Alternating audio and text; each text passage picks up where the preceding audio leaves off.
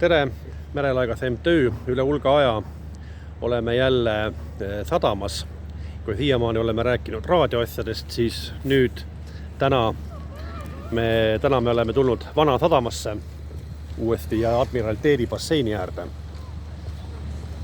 Ja Admiraliteedi bassein kannab siis nimetust sellepärast nõnda, et kui teda rajati, siis teda rajatigi Tallinna Admiraliteedi tarveks suuresti.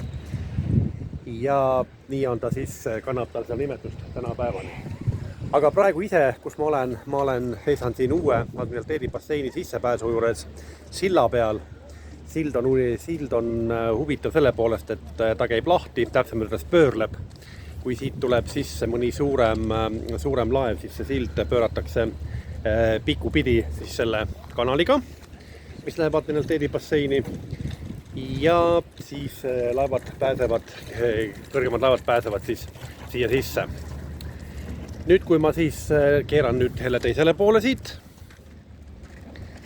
ja vaatan, kas nüüd kaamerasse paistab, siis seal pool on kaamerast näha üks tahvel, mille peal on kirjutanud VHF 14. See VHF 14 tähendab seda, et siin Vana Sadamas kasutatakse töökanalina 14. merekanalit. Merekanalid, nagu me teame, on rahvusvahelised, on töökanalid, on mitmed muud kanalid igasugused. Ja nõnda siis on VHF 14 on Tallinna Vana Sadama töökanal. Vaatame veel veidi siit natukene ümber siit Admiraliteedi basseinist. Inimesed käivad üle, suur viht tuleb praegu kohe nüüd mulle kaela. Aga jah, ja hetkel ma siis teen siit praegu ka pausi ja vaatame, mis objekt on meil järgmiseks. Jätkame videosalvestust. Vahepeal suure vihmahooga olin Nautikas sees, aga nüüd liigun uuesti Nautikast välja, suurem hoog on hetkel üle läinud ja ma näen, kuidas Eckeröline välja läheb. Eckeröline'i laev Finlandia peaks olema. Minu sellegant välja läheb.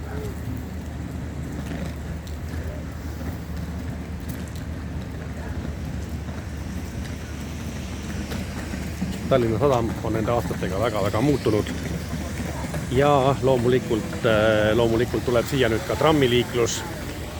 Seda praegu ehitatakse. Liiklus on tegelikult päris sassis hetkel siin ja raskendatud.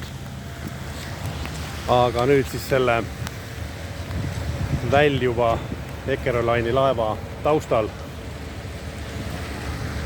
Nii. Natukene kõrgemal, et seda näha oleks. Korsten liigub, siit veel kõige paremini näha ei ole, aga näete, korsten liigub. See siis nüüd läheb Soome poole. Aga sellega siis praegu siit Vana Sadamast ma ka lõpetan ja kohtume mõnes uues videos.